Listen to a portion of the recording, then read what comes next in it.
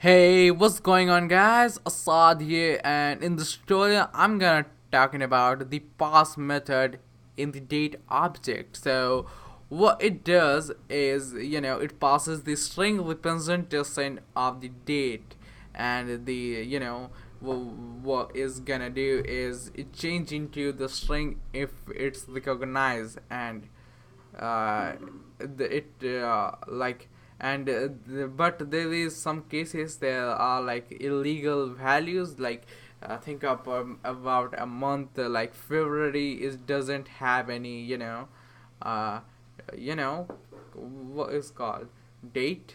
I mean 31s, but it gonna put those dates values too, so it also known as you know the date.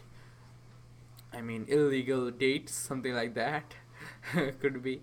So it's not recommended to use as date.parse until ES5, because parse method is the new. So what we're gonna do is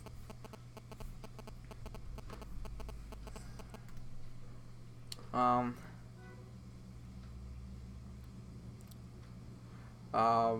create a var, name it like a Unix time 0. So you all know by now that the time begins from 1 January 1970 in the programming, and that's called time 0. Before that it's minus, and after that it's plus. So what we're gonna do is date dot parse and pass 01 January 1970, and the true time of that, like 00, total 6 zeros are there, and between that these, and you need to give GMT because it's not work on the local times, it's the client median timeline. And now next is what we can do is create another var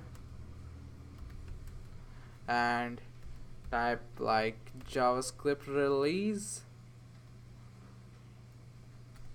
Those of you don't know what JavaScript release, you will be know you will know by watching me now. Release,